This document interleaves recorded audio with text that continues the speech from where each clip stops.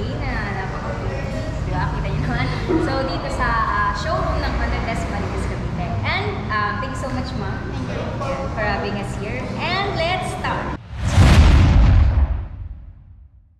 Honda Beat 2023 Fi, 110cc, 8.68 horsepower, 4 liters, bore stroke 50mm by 55.1mm, single cylinder, single overhead cam, air-cooled, 93 kg, width 666mm, wheelbase 1,256mm, ground clearance 146mm, seat height naman natin is 740mm, sa length 1,856mm, pagdating naman sa height 1,068mm. At meron din kaming na-review na other variant na color black na Honda Beat Fi at pa-flash na namin sa screen. And ito nga yung ating Honda Beat na glossy blue.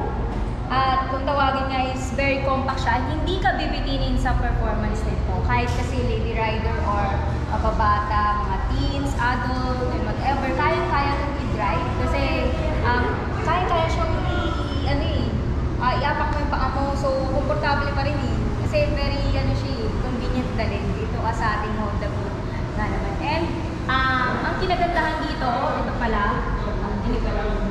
So, may kickstart siya. So, kunyari, for example, nagka-problema kayo sa motor. So, pwede pa rin matter kasi may kickstart tayo. And, so, sabi ko nga dito, glossy blue yung ating Beat. So, may nakalagay naman. Yung ilaw nga niya is naka-bulb type pa rin. So, naka-bulb type yung ilaw niya hanggang dito. And even, dito pala sa gilid niya is may nakalagay na Honda Beat. Diba napaka-angas kasi may kulay blue siya, pero yung pinaka-sulat niya dito is yung mga style din pinatawag. Kasi may pang yellow dito. And what else? So,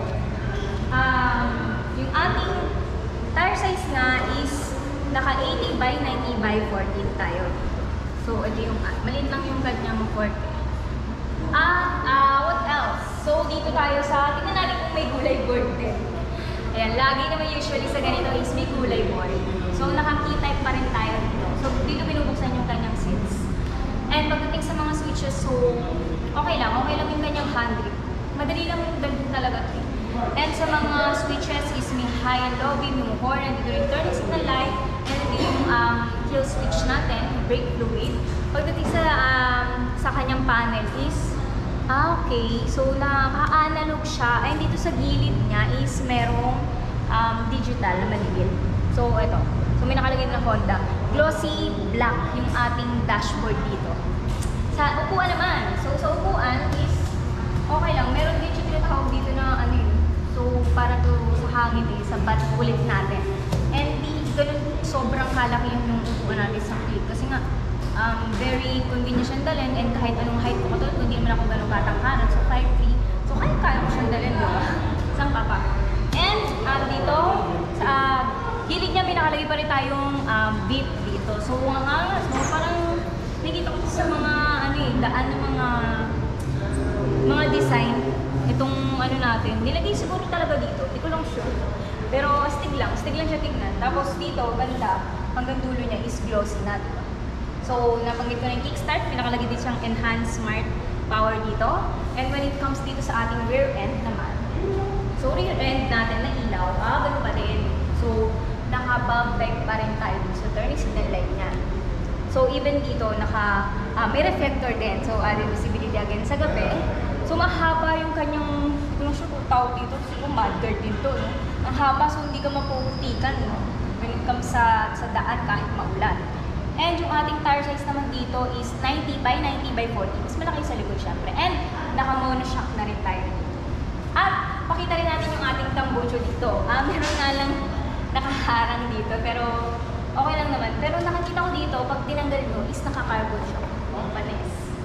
And so overall, ang sasabi ko dito is very compact. Hindi kayo mabibitin na sa performance dito. Kasi kahit ng babae o palalaki is kayang-kayang dalhin ito. Kahit sinasabi nila, yung iba siguro minamalitan, click lang yan. Pero para sa akin hindi. Kasi very friendly user siyang dalhin. Itong ating Honda Beat. So ito, Honda Beat is very convenient dalhin. Yung sinasabi kasi ng iba na ay parang common na to sa daan. Pero kahit maliit siya is kayang-kaya pa rin pumower. So once again, kung gusto nyo bumisit dito, kasama ko nga kanina si Ma'am Jane, visit lang kayo dito sa Honda Dasmariñas. And huwag nyo kalimutan i-subscribe ang aming YouTube channel na Mono at meron din kaming Facebook. So see you on our next videos. Bye!